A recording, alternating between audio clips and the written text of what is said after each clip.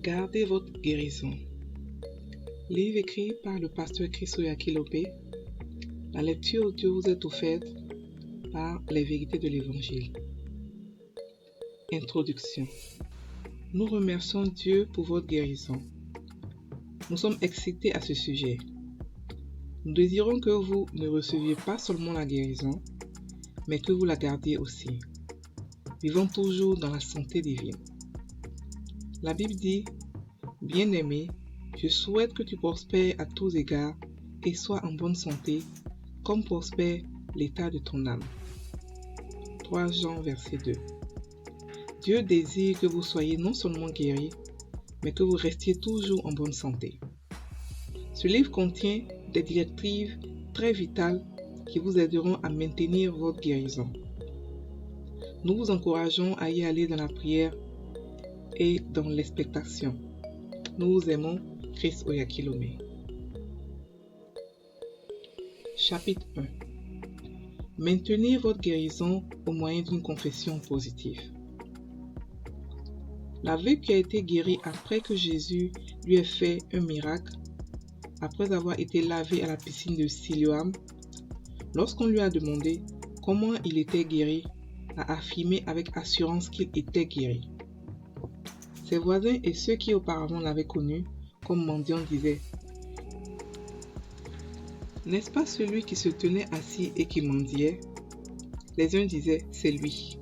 D'autres disaient, « Non, il lui ressemble. » Mais il a dit, « C'est moi. » Il lui dit donc, « Comment tes yeux ont-ils été ouverts ?» Il répondit, « L'homme qui s'appelle Jésus a fait de la boue, a oint mes yeux et m'a dit, « Va au réservoir de Siloé et lave-toi. » J'y suis allé, je me suis lavé et j'ai recouvert la vue. Jean 9, versets 8 à 11. Tout comme cet homme, vous avez également reçu de Dieu. Une atmosphère de santé demeure avec et autour de vous lorsque vous parlez de la parole de Dieu concernant votre santé. Non seulement ceci améliorera votre santé générale, mais vous apportera aussi le meilleur de Dieu pour vous, la santé divine. Rappelez-vous, vous n'êtes pas guéri simplement parce que vous ne ressentez plus les douleurs, mais parce que la parole de Dieu déclare que vous êtes guéri au nom de Christ. 1 Pierre 2, verset 24 dit, « Par les meurtrissures duquel vous avez été guéris. » Confesser est de dire la même chose avec Dieu. Alors déclarez toujours que le même esprit qui a ressuscité Christ d'entre les morts habite en vous et donne vie à votre corps. Chapitre 2. Refusez les pensées négatives. Les pensées sont très importantes, car il est comme les pensées de son âme. Proverbe 23, verset 7. Les pensées qui viennent à votre esprit et celles sur lesquelles vous vous attardez après avoir reçu votre guérison détermineront si vous allez ou non garder votre guérison. Les pensées négatives de défaite comme « tu n'es pas vraiment guéri » ou « cela ne durera pas » viennent du diable. La Bible dit dans Jacques 4, verset 7 « Résistez au diable et il fuira loin de vous. » Rejetez toute pensée négative. Remplissez votre esprit de pensées de vie et de guérison. Si vous pensez défaite, vous seriez vaincu. Si vous pensez à la santé, vous aurez la santé divine. Choisissez la santé et vivez dans la santé. Chapitre 3. Ne regardez pas aux symptômes. Lorsque vous recevez un miracle dans votre corps, il est important de savoir que vous êtes devenu un puissant témoin du pouvoir de guérison de Jésus-Christ. En tant que tel, le diable peut vouloir lancer une contre-attaque contre vous. C'est l'une des raisons pour lesquelles une personne qui a été guérie peut ressentir le retour des symptômes. Une autre raison est que même si vous avez été guéri, les effets de la maladie sur votre corps peuvent encore être là. Par exemple, celui qui a été alité pendant des mois peut ressentir encore un certain malaise après avoir été guéri de la maladie primaire. Cela ne signifie en aucun cas qu'il n'a pas été guéri. Quoi qu'il en soit, vous n'avez aucune raison de paniquer lorsque vous ressentez un symptôme. Ce que vous devez faire, c'est rester debout contre le diable et il fuira certainement loin de vous. Soumettez-vous donc à Dieu. Résistez au diable et il fuira loin de vous. Jacques 4, verset 7. Ce n'est pas le moment de porter attention à un symptôme ou de s'inquiéter. La Bible dit « Ceux qui s'attachent à de vaines idoles éloignent de la miséricorde. » Jonas 2, verset 9. N'abandonnez pas votre propre miséricorde. Les symptômes ne sont que des mensonges. Gardez-vous dans la parole de Dieu. Continuez à confesser la parole de Dieu à votre sujet et la parole prévaudra sur cette condition. Chapitre 4.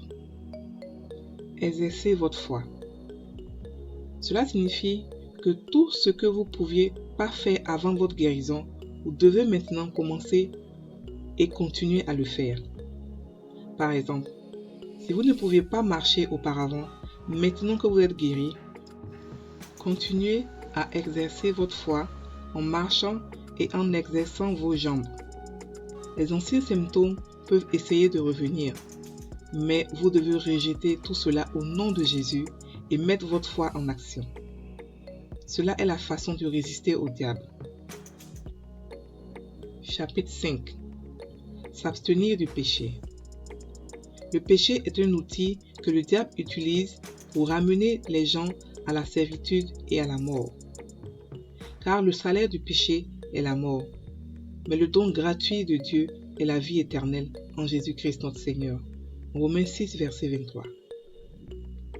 Vivre dans le péché pourrait vous ramener à votre état antérieur et même à une condition pire. L'homme qui a été invalide pendant 38 ans et qui avait été guéri par Jésus a reçu l'ordre de cesser catégoriquement de pécher. Jésus lui a dit, « Tu vois, tu vas bien, arrête de pécher ou quelque chose de pire peut t'arriver. » Jean 5, verset 14 traduit à partir de la version anglaise. Vous avez été libérés du péché. Ayant été affranchis du péché, vous êtes devenus esclaves de la justice. Romains 6, verset 18. Ne cédez donc plus votre corps au péché. Romains 6, verset 12 dit que le péché ne règne donc pas dans votre corps mortel et n'obéissez pas à ses convoitises. Fin du verset. Abandonnez tout péché et vivez pour Jésus dans la vraie sainteté. L'égarement du mal vous gardera en santé divine. Proverbe 3, verset 7 dit « Ne sois pas sage à tes propres yeux, crains l'Éternel et éloigne-toi du mal. » Chapitre 6. Assistez régulièrement au service d'église. Hébreux 10, verset 25 dit « N'abandonnons pas notre assemblée, comme c'est la coutume de quelques-uns, mais exertons-nous réciproquement, et cela d'autant plus que vous voyez s'approcher le jour. » Vous devez être en communion constante avec Dieu et avec les autres frères maintenant plus que jamais. Vous avez reçu votre guérison en présence de Dieu. Continuez à être en sa présence lors des réunions de l'Église. Ici, vous pouvez être encouragé, renforcé et instruit dans la parole de Dieu, ce dont vous avez besoin maintenant plus que jamais. Votre guérison est une preuve certaine, une preuve que l'Évangile est réel et vrai. Impliquez-vous avec les frères et les sœurs dans la grande commission de l'évangélisation. Parlez aux autres de Jésus, de ce qu'il a fait pour vous, et vous serez puissamment bénis. Soyez en présence de Dieu aux réunions où vous serez transformés, d'autant plus que vous le louez et l'adorez. Votre guérison est un tremplin vers plus de miracles. Chapitre 7. Priez constamment. La Bible nous enseigne de prier toujours. 1 Thessaloniciens 5, verset 17 dit « Priez sans cesse ». Ceci est une partie essentielle du développement de votre relation avec Dieu. Il vous garde dans sa parole. La prière crée une atmosphère propice à l'exercice de votre foi et maintient également cette atmosphère de positivité et de foi. Cela vous met en accord avec la puissance de Dieu en vous. La prière est une arme contre les attaques du diable.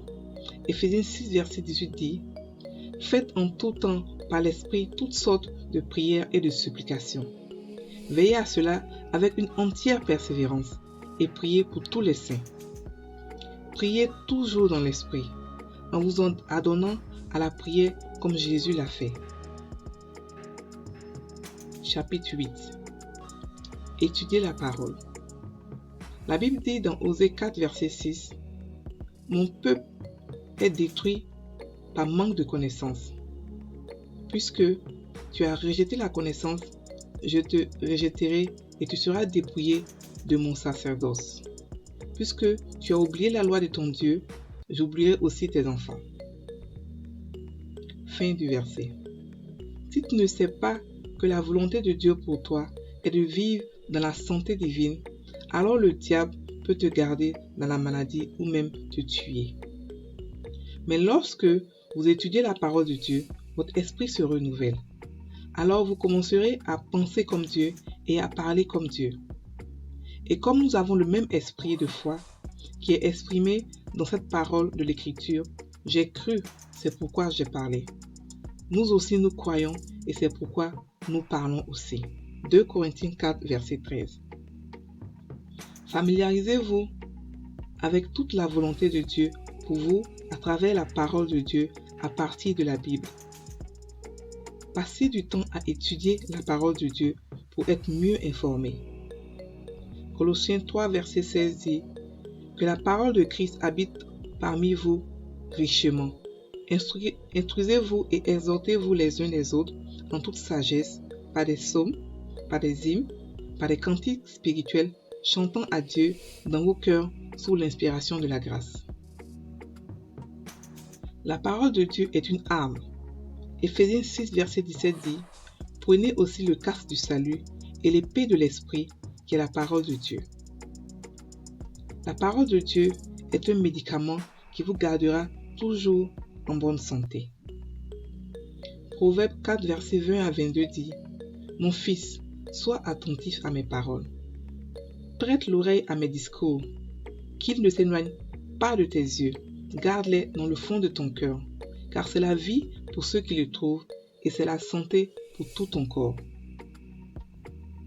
Laissez la parole de Dieu vous apporter la santé et la joie. Méditez-la continuellement et cela vous maintiendra dans la vie victorieuse. Fin du livre.